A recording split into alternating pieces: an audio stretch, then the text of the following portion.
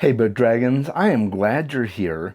You're probably wondering what the heck this is.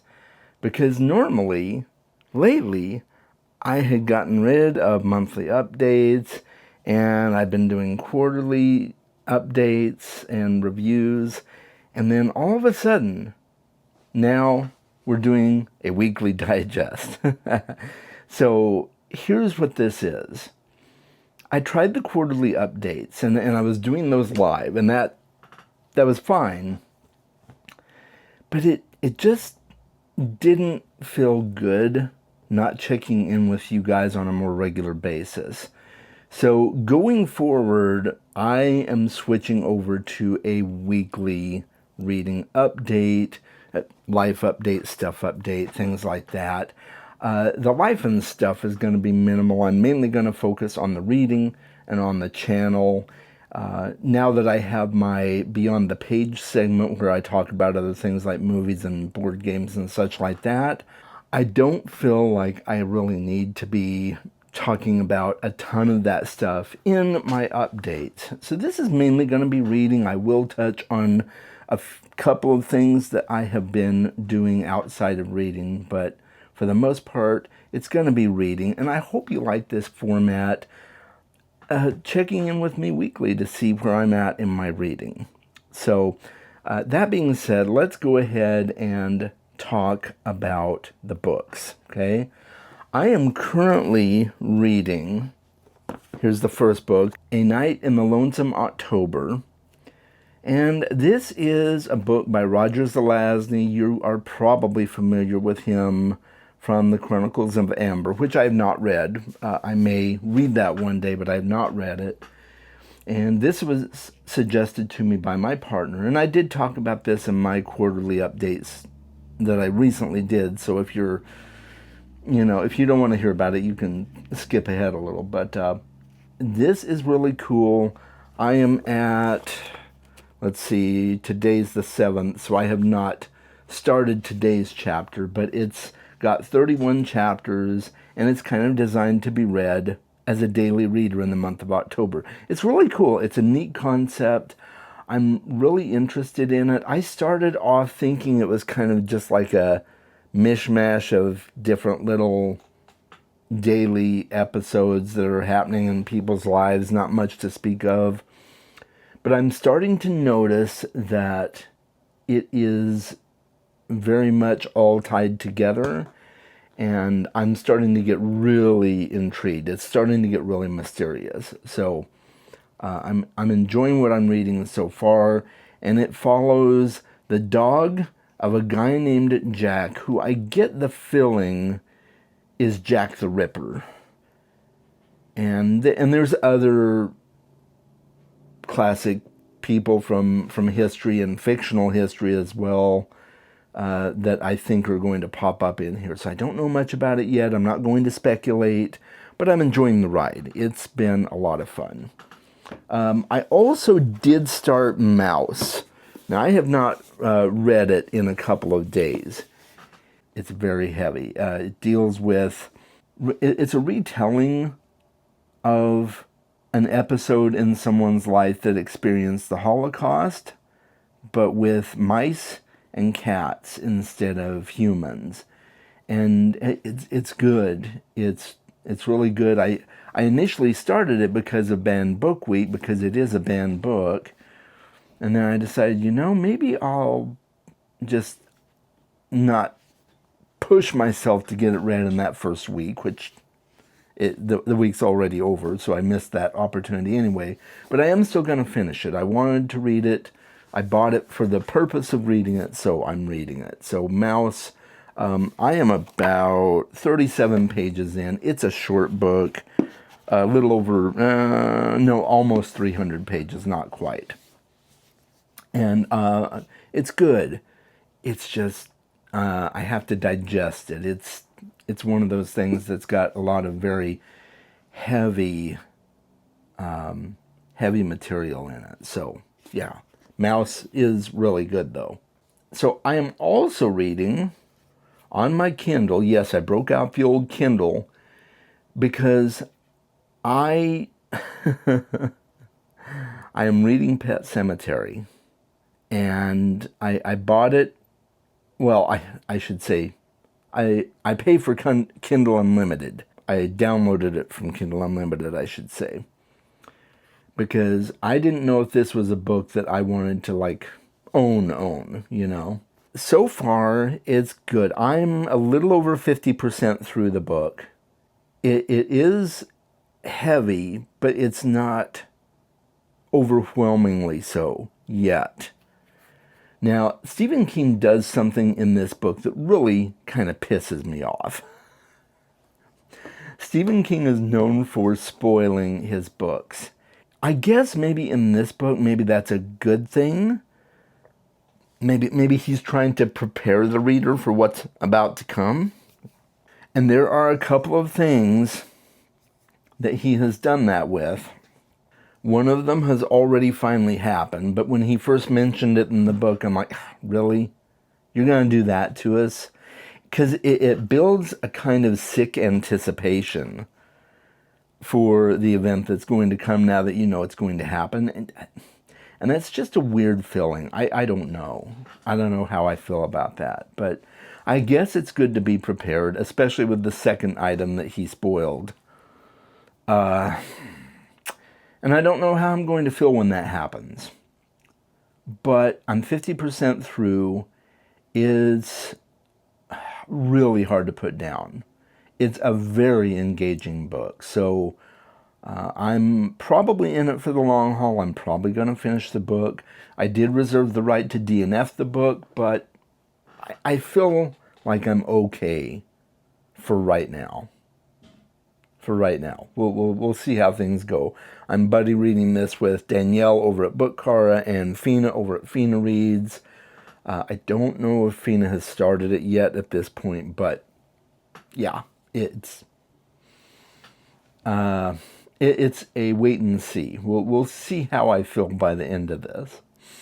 And then on my normal e-reader, my typical e-reader, on my Kobo, I am oh yeah, and you can probably see I've got my stickers on there. I haven't shown this to you since I got the stickers on it. So then I've got the TARDIS on the back because I'm a huge Doctor Who fan, so why not have a TARDIS? Anyway, so this is where I am currently reading One Grim Night by Chad Nicholas. This is a really banger book, guys. I am just loving it. It's his fourth book. It's his newest book. It has not been released yet at this point. And once I finish it, I will be doing a review for it. So yeah, it's very, very good. It's a retelling of several classic fairy tales, Grimm's fairy tales, things like that, in a new and fresh way, where these characters are all interacting with each other. And it's really fascinating. He's got a way of drawing you into the scene in the book that is captivating. That's all I'm going to say. That's all I can say, really. So I don't want to spoil it, but once I am finished with it, I will do a book review for it, and I'm really enjoying it so far. Then let's see what else we got here. Oh, yes, I am also reading Misery by Stephen King. Now, I started this back in September, so it was a continuation for me to this month. And it's interesting reading two Stephen King books in tandem because they are very different books. Pet Sematary has a much larger scope. It's set in and around this big town, whereas Misery is localized to a house, to Annie Wilkes' house. I mean, there are mentions of other places in the town that she's in, but you're just following two characters, really. You're following Annie, and you're following Paul Sheldon, and their interactions together in one house. And it's unsettling at times, and it's not necessarily my favorite type of story. but I'm engaged, I'm interested, and I am going to finish it. But I don't know if it'll be a Stephen King book that's really going to be one of those, 4 or 5 star reads for me, but it's good so far. And I have seen the movie, so I know the basic gist of the story, but I want to see how the book ends, because I've heard the book ending is slightly different. I've heard there might be a director's cut of the movie that has the book ending. Let me know if that's the case in the comments below. But that's all that I am currently reading. Now, if I finish any of these books this week, which I probably will, I am most likely going to pick up and finally finish, or work on finishing rather, Persepolis Rising by James S.A. Corey. That's the 7th book in the Expanse series. I started it back in, wow, was it August that I started? I don't even want to think about when I started it, but I haven't finished it. Not because it's not a good book. I just got distracted by other books, and that happens because I'm a mood reader, and I just wasn't in the mood for it at the time. But I think it's about time that I probably go back and finish Persepolis Rising. So I will be picking that up on my Kobo once that happens. So that's kind of where I'm at with my reading. And let's talk about the channel. So I kind of already gave you a glimpse into what's happening at the beginning of this video. I talked about my weekly digest that I'm going to be bringing to you guys. And I think that'll be a good format for all of us. It allows me to just sit down with you guys and have a chit chat, just like we're old friends. And I hope we are old friends. Or maybe we're new friends and we're getting together talking about books. But it's my chance to sit down with you guys and just unload from the previous week and kind of tell you everything that's happened. So that is really exciting for me because I love talking about books and I love talking about what I'm currently reading. And with my previous formats, I hadn't really had a chance to do that in a way that works really well. So that's that. Also, you may have noticed there's a little thing on my shirt here, and I'm not sure if it's going to stay as a clip-on or if I'm going to do something different with it, but I did break down and I bought new mics. Thank you to my patrons for helping with this purchase. Your support helps me to make upgrades for the channel and things like that. I finally got a new microphone. You may remember a few weeks back, or a couple months back at this point, when I discovered that my previous microphone had died. And it was just a shotgun mic on top of my camera. And I realized, thanks to a few people who were watching the channel for letting me know, that mic had died. And up until this point, I had been using the internal mic on my camera, which isn't bad. It's not a bad mic. But this puts the mic a little bit closer to home. You get a little bit more resonance from me. I hope that's good. Let me know if you like the sound better and if you can understand me better now that I have this mic. So I have a DJI Action Cam Osmo Action 5. And these are the standard mics for DJI. It just automatically pairs with it. There's no extra utility that I have to connect to the camera to make it work. It just works right out of the box. And that's kind of what I wanted. So I'm very happy with these. And I got the little charging case for it. So it's really nice. So yes, thank you to my patrons for the support you bring me and allows me to do things like this for the channel. And if you want to join my Patreon, you can find my linky link down in the description below, and you can find my Patreon and other links of mine there. So that's kind of my update on the channel. Not a whole lot to talk about as of yet. Let's talk briefly about some of the things I did this week. I did go to a used bookstore with my partner on Saturday, so That happened since my live stream happened, and not a whole lot to speak of, but I did get something that I'm really excited about, and that's a book that I had seen on other people's channels. Tori Talks specifically, I saw this on her channel, and that is the Traveling Cat Chronicles, and it sounded just absolutely charming, so I wanted to get a copy of for myself. I saw it at the used bookstore, and I'm like, well, okay, I think I'm getting this book, because I wanted to get it. It's been on my list for a while to read, and I saw it and I'm like, okay, all right, I'm going to buy this book. I have a good feeling I'll like it. And it's by Hiro Arakawa. So it's a translated book. I believe it's translated from Japanese. And I'm very much looking forward to read it. I do want to read more translated books along the way. So that's one book out of the 3 that I hauled. And, I'm going to just talk about that one and leave it at that. So, and if you want to see more book hauls from me, that may happen in the future. I know BookTube has an interesting fascination with book hauls. And that's not entirely a bad thing, because you get to see books that you may not have ever heard about or thought about outside of seeing it on a book haul. So I think it's probably a good thing. Also, I did entertain myself in other ways this week.